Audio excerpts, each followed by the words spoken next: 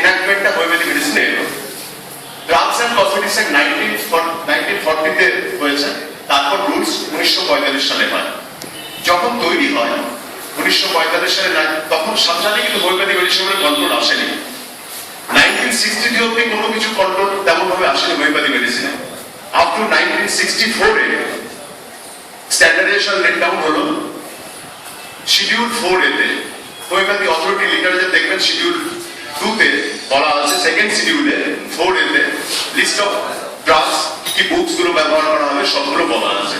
মানে হোমিওপ্যাথির standard purity test impurity level কি হবে সেগুলো সব বলা হয়ে থাকে। নেক্সট, এই ড্রাগস এন্ড কসমেটিক্স অ্যাক্টের ক্লিন পেস্ট হচ্ছে 3 ধরনের কাজ এখানে করা হয়। একটা হচ্ছে অ্যাডভাইজারি, আরেকটা হচ্ছে অ্যানালিটিক্যাল, তিন হচ্ছে এক্সিকিউটিভ ফাংশন আছে আমাদের। অ্যাডভাইজারিটা কারা কারা করেন? এই সমস্ত রুলস এন্ড রেগুলেশন তৈরি করেন ডিটিএবি বলে একটি সংস্থা আছে, ড্রাগ টেকনিক্যাল অ্যাডভাইজারি বোর্ড, আর ডিসিসি বলে drug consultative committee. Drug technical advisory board nationally central গভর্নমেন্টকে অ্যাডভাইস করে, ডিসিসিও করে।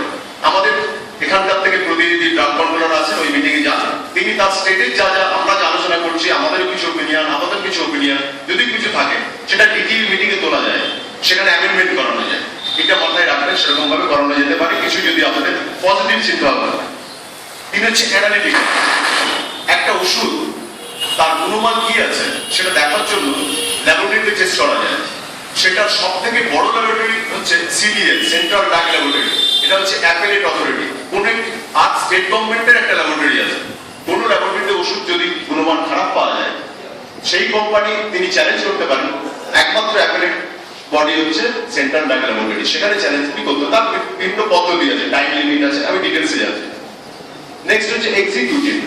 এক্সিকিউটিভ এলএসি, আপনি কথাগুলো হয়তো বুঝতে পারছেন না। এলএ মানে হচ্ছে লাইসেন্সিং অথরিটি, সিএ মানে হচ্ছে কন্ট্রোলিং অথরিটি, আর drug inspector, inspector of drugs আমরা যারা আছি, অ্যাসিস্ট্যান্ট ডাইরেক্টর, ইনক্লুডিং অল, আমরা হচ্ছে এক্সিকিউটিভ ফাংশন করছি। আপনারা কিভাবে কাজ করছেন, রুল আইন ঠিক মতো মানা চলছে কিনা, এগুলো আমরা দেখি।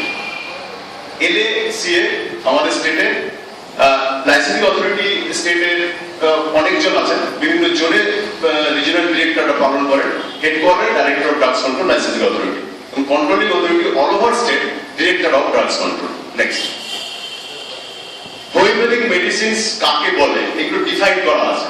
আমি একদম ডিটেলস এর ল্যাঙ্গুয়েজ ধরে বলছি না। হোমিওপ্যাথিক মেডিসিন যে ড্রাগস এর যে ডেফিনেশন, তাতে রুল 2 ডিডি তে বলা আছে।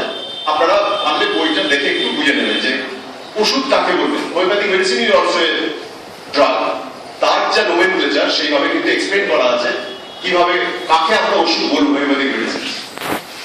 সেপারেটলি একদম রুলের মধ্যে কিন্তু বলা আছে যে therapeutic efficacy of homeopathic profits, যে সমস্ত ওষুধের হোমিওপ্যাথিক প্রফিটসের থেরাপিউটিক এফিকেসি আছে তাকে আমরা হোমিওপ্যাথিক মেডিসিন বলবো। এর মধ্যে একটাই শুধু বলা আছে, সব মেডিসিনকে বলতে পারি এক্সেপ্ট ইনজেকশনস। ইনজেকশন এখন হোমিওপ্যাথিক মেডিসিন আসেনি। আপনারা সবাই দেখেছেন ড্রাগস এন্ড কসমেটিক্স অ্যাক্টে প্রায় সবকিছুই, অনেক কিছু আছে, ট্যাবলেট থেকে অয়েন্টমেন্ট, ক্যাপসুল, অন্যান্য যে biomed medicine, even ophthalmic preparation সবই এসেছে। নেক্সট, এই সমস্ত স্ট্যান্ডার্ড গুলো দেখার জন্য আমাদের সবারই একটা, তো আপনারা যারা ডাক্তার আছেন এখানে, হোমিওপ্যাথিক ডাক্তার আছে, তারা নিশ্চয়ই একটা কিছু ডিটেলস স্ট্যান্ডার্ড যেহেতু পড়েছেন, কোনো বই পড়েছেন, তেমনি এই ফর্মুলেশন গুলো তার ইম্পিউরিটি লেভেল কি হবে, তার স্ট্যান্ডার্ড কি হবে, সেখানে তাকে ঠিক করা আছে। Homeopathic HPI, homeopathic pharmacopoeia PPI, তারপরটা কি ব্রিটিশ হোমিওপ্যাথিক ফার্মাকোপিয়া, তারপরটা এইচপিইউএস মানে হোমিওপ্যাথিক ফার্মাকোপিয়া ইউনাইটেড স্টেটস, তারপরে যে জার্মান হোমিওপ্যাথিক ফার্মাকোপিয়া। যে সমস্ত স্ট্যান্ডার্ড গুলো হোমিওপ্যাথিক ফার্মাকোপি ইন্ডিয়াতে নেই, যদি এই তিনটে কান্ট্রির যে ফার্মাকোপি আছে তার মধ্যে যদি স্ট্যান্ডার্ড গুলো থাকে, তাকেও আমরা স্ট্যান্ডার্ড হিসেবে ধরবো আমাদের ভারতবর্ষের ক্ষেত্রে। একমাত্র ফ্রেঞ্চ ফার্মাকোপিয়াতে আমাদের ন্যাশনালি রেকগনাইজ নয়। কেন তা সত্ত্বেও ওখানে একটা ভ্যালুয়েবল ইনফরমেশন আছে, নোশোর্স, সাববোর্ডস, এগুলো যা হোমিওপ্যাথিক ডাক্তাররা ভালো বুঝতে পারবেন, এগুলোর ইনফরমেশন আছে। তাহলে এই স্ট্যান্ডার্ড গুলো রেট ডাউন হোমিওপ্যাথিক ফার্মাকোপিয়াতে আমাদের অ্যাকর্ডিংলি করা আছে। এইচপিআই যেটা 9th এডিশন, যদি কারেন্ট এডিশনে নিয়মটা হচ্ছে কারেন্ট এডিশনে যেই নামটা না থাকলেও প্রিভিয়াস এডিশনে যদি থাকে, that should be included in the homoeopathy of drugs. Next, অনেকগুলো একসাথে চলে গেল।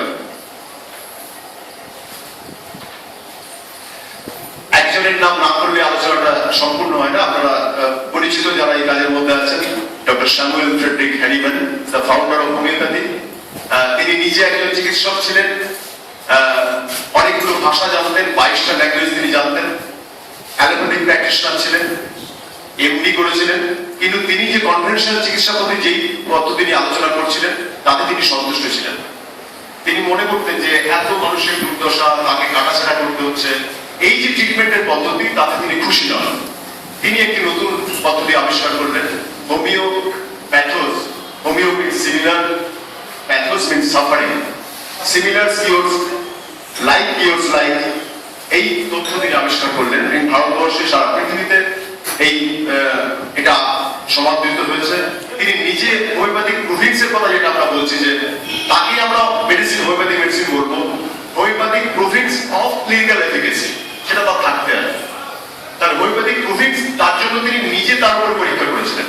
সিনকোনা পার্কটাকে তিনি নিজে চিবিয়ে খেয়েছিলেন। তার ম্যালেরিয়া নিজে ডেভেলপ করেছিল, তারপর তিনি সিনকোনাকে আবার ম্যালেরিয়া সারিয়েছিলেন। ইভেন তিনি তার আত্মীয় স্বজন, তার নিজের সন্তানের উপরই প্রয়োগ করেছিলেন। সেইভাবে তিনি ব্যাপারটাকে দেখেছেন। সেই জন্যই হোমিওপ্যাথি এত পপুলার। তারপরে অনেক পরিবর্তন এসছে, অনেকগুলো মডেল এসছে, সেগুলো আপনারা অনেকে, আমি বিশদে যাচ্ছি না।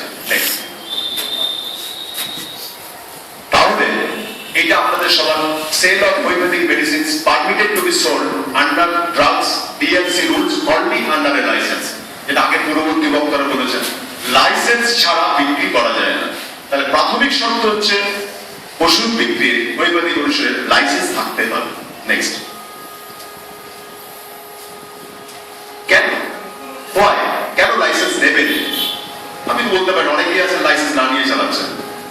আমার মনে হয় একটু ভালো করে ভেবে দেখুন, আমাদের যে লিগ্যাল ব্যাকগ্রাউন্ড আছে, আইন আমাদের কি বলছে?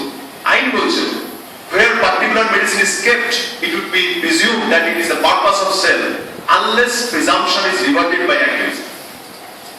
আপনি যে ওষুধটা রেখেছেন এটা ধরে নেওয়া হবে আপনি বিক্রির জন্য রেখেছেন, আনলেস আপনি নিজে, আপনাকে প্রমাণ করতে হবে কোর্টে যে আপনি অন্য কারণে রেখেছেন। তাহলে যারা রেগুলেটর, আমরা যদি কোনো একটা আনলাইসেন্স গোডাউন সিজ করি, ধরি, আমাকে প্রমাণ করতে হবে। আমি বলবো আপনি বিক্রির জন্য রেখেছেন, আপনাদের প্রমাণ করতে, বা যিনি করছেন তাকে প্রমাণ করতে হবে যে তিনি অন্য কারণে রেখেছেন, বিক্রির জন্য নয়। Legal one. নাম্বার 2 হচ্ছে স্টক। অনেকে বলতে পারে আমি স্টক রেখেছি, টেম্পোরারি স্টক, এটা অল্প কিছুদিনের জন্য রেখেছি।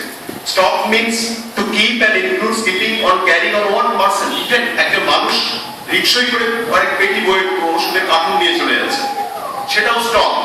সেটাও যদি কিছুদিনের জন্য বাড়িতে লাগে সেটাও স্টক, এবং সেটাও কিন্তু আনলাইসেন্স হিসেবে ধরা হবে। স্টোরিং, একটা প্লেস থেকে not in storing in a place not necessary to prove that drugs are stocked for sale. আপনি স্টোর করে রেখেছেন, আপনাকে প্রমাণ করতে হবে যে আপনি বিক্রির জন্য করেন। এই লিগ্যাল ভিউজ হচ্ছে কিন্তু এইভাবে ইন্টারপ্রিটেশন করা আছে লিগ্যালি, আপনি সেই সতর্ক হবেন। নেক্সট, frequently asked questions, আপনাদের কোশ্চেনের মধ্যে ছিল person possesses license in one place and stock few cartons in another rooms, one license will suffice. আপনার একটা লাইসেন্স আছে কিন্তু পাশের রুমে ঘরের লাইসেন্স নেই, আপনি সেই রুমে কিছু ওষুধ রেখেছেন, সেটা কি একটা লাইসেন্সই হবে? Answer is no, separate licence required. আপনার নতুন করে আরেক পাশের রুমের জন্য লাইসেন্স নিতে হবে। নেক্সট, তাহলে এই বিক্রির যে ব্যাপারটা আছে, যে দু ধরনের লাইসেন্স আমরা দিয়ে থাকি, একটা হচ্ছে রিটেল আর একটা হচ্ছে হোলসেল। আগের বক্তা বলেছেন, আমি ডিটেলসে যাচ্ছি না। অ্যাপ্লিকেশন করতে হবে 19B তে, আপনাদের মনে থাকবে না ফর্ম, তবু একটু গ্লিপস আর আইডিয়া নিয়ে রাখুন। দুটোর ক্ষেত্রে, সেলিং এবং হোলসেল দুটোর ক্ষেত্রে 19B একটাই ফর্ম। ফর্ম মানে সাদা কাগজে অ্যাপ্লিকেশন নয়, আমাদের একটা স্ট্যাটুটরি ফর্ম আছে, সেই ফর্মটার নাম হচ্ছে 19B অ্যাপ্লিকেশন ফর্ম। সেই ফর্মে আবেদন না করলে আমরা লাইসেন্স দেবো। ফর্ম রিটেলের ক্ষেত্রে 20C তে লাইসেন্স দেওয়া হয়, লাইসেন্সে দেওয়া থাকে উপরে লেখা থাকে ফর্ম 20C। গ্র্যান্টের ক্ষেত্রে 20D, ফিজ হচ্ছে 250 টাকা দুটোর ক্ষেত্রে, রিটেল এবং হোলসেলের ক্ষেত্রে, এবং দুটোর ক্ষেত্রেই কম্পিটেন্ট স্টাফ থাকতে হবে। আর একটা হচ্ছে রিনিউয়ালের কথা আমি এখানে বলিনি, 20E তে রিনিউয়াল লাইসেন্স দেওয়া হয়, যাদের যাদের লাইসেন্স আছে 5 বছর অন্তর রিনিউয়াল হয়, পরে আসছে। নেক্সট, আরেকটা সবসময় আপনারা প্রশ্ন করেন রিটেলাররা হোলসেলারকে দিচ্ছে, হোলসেল ডাক্তারবাবুকে দিচ্ছে, ডাক্তারবাবু হাসপাতালকে দিচ্ছে। এটা কি মানেটা কি, মানে এটা কেন করা যায়? তাহলে রিটেলার বলতে কাদের বোঝায়, হোলসেলার বলতে কাদের বোঝায়? As per legal terms, retailer মানে হচ্ছে a dealer carrying on the retail business of sale of drugs towards customer. একদম কাস্টমারকে যারা অ্যাক্রস দ্য কাউন্টার বিক্রি করছে তাদের আমরা রিটেলার বলবো। Wholesaler বলতে dealer or his agent or a stockist appointed by manufacturer or an importer for sale of drugs to retailer, hospital, dispensary, medical, educational, research institution. Bulk quantity তিনি বিক্রি করবেন এবং কাদের কাদের করবেন? রিটেলারকে, হোলসেলার রিটেলারকে করবেন, ডিসপেন্সারিতে দিতে পারেন, মেডিকেল ইনস্টিটিউশনে দেবেন, এডুকেশনাল ইনস্টিটিউশনে দেবেন এবং রিসার্চ ইনস্টিটিউশনে দেবেন। তাদেরকে আমরা হোলসেলার বলবো। Legal terms. নেক্সট, আমি আগে বলেছি যে ফর্ম 26-26। নেক্সট, আমি এখানে একটা চার্টে দেখিয়ে দিয়েছি যে কিভাবে হোমিওপ্যাথিক, জাস্ট লাস্টের 4 নম্বর কলামে যান, লাস্টের পয়েন্টে homeopathic medicines, wholesale 90 application form, license 20B 20C, retail 250 টাকা করে fees, renewal certificate 20 for both for retail and wholesale, আর পেনাল্টি ফর এক্সপায়ার, যদি কোনো লাইসেন্স এক্সপায়ার করে যায় 5 বছরের মধ্যে রিনিউয়াল করতে পারবেন না, দেখা গেল 1 মাস বেশি